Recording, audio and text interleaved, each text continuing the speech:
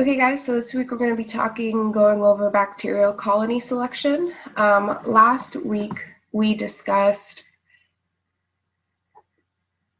sorry about if you can see that screen, but last week we discussed and made predictions about what 4 plates would grow colonies and which 4 plates would have colonies that also glowed in the dark. And so let's talk about our predictions and see if they were right. So these were our expected results. We were expecting that our minus P glow LB amp plate would have no colonies on it, again because the P glow plasmid, which is the thing that was making our colonies antibiotic resistant, was absent in this plate, and then we were exposing our colonies to ampicillin. So obviously we would expect all our E. coli to be killed since it wasn't antibiotic resistant. We expected colonies to grow on our minus P glow LB plate because we were providing our E. coli with lots of food and lots of food, and we weren't exposing it to ampicillin. And then we had our plus P glow LB amp plate right here, and we expected colonies to grow but not glow in the dark. And then we had our plus glow LB amp and ARA plate, which we expected our colonies to grow and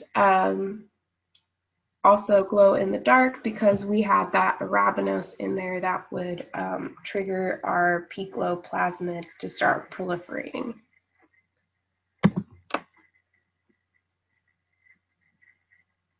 So these were our results.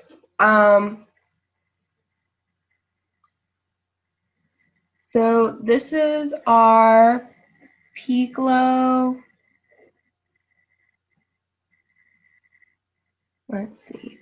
This is our P glow LB amp ARA plate. And so here you can see that we have a ton of colonies, and then when we shine UV light, they are growing. This is our P glow LB amp plate. So again, it's what we expected. Lots of colonies, but they don't glow in the dark. This is our minus P glow LB amp plate. So again, we don't have any colonies growing as we expected. And this is our minus P glow LB plate. And we don't really see any colonies growing in there, which was unexpected.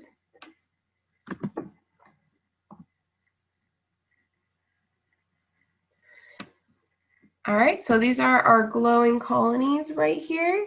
And so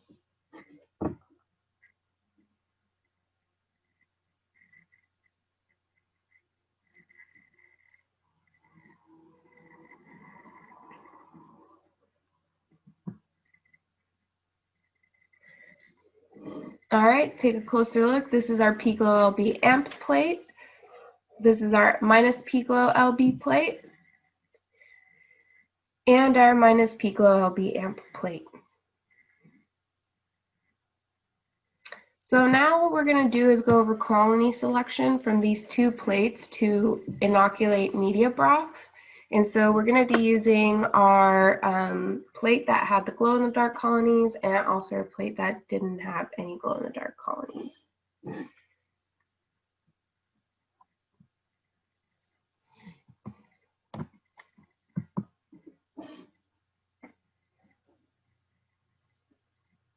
So this will be our setup and the materials that we will need, and again we will be using sterile technique.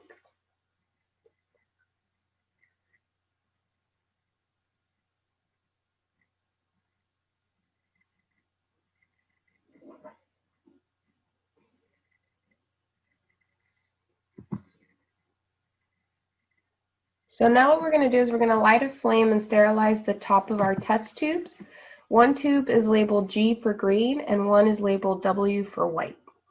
We also have to sterilize the loop before selecting a colony from the plus P glow LB amp plate, which is what Denitz is doing here. And then we're going to put the loop into the growth media and beat it like an egg beater.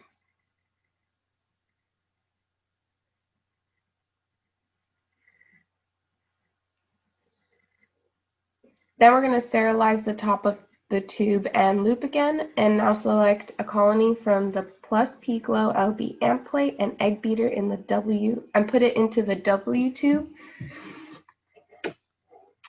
And again, making sure that we're really mixing that up, sterilizing the top of the tube, and then sterilizing our loop as well.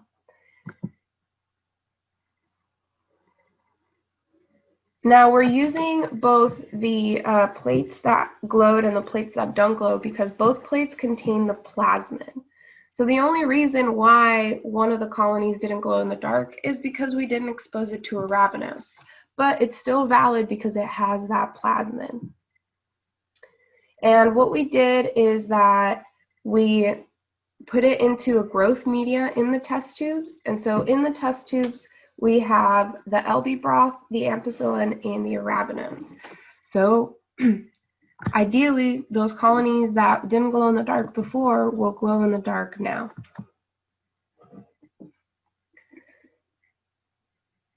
Now we're going to make sure to parafilm our plates to prevent from anything getting in or out of them.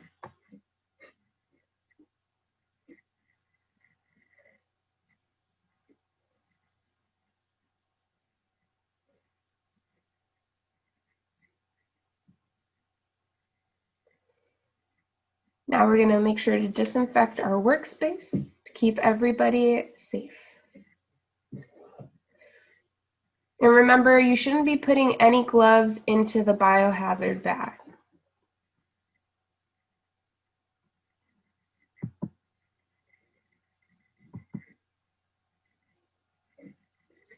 Now we're going to incubate the inoculated broth in a shocking water bath at 37 degrees Celsius for 16 hours.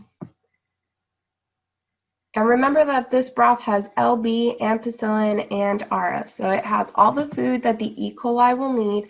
It has the ampicillin and the arabinose that kickstarts the P-glow plasmid reproduction. And so what you can see now is that we have a ton of glowing bacterial cultures.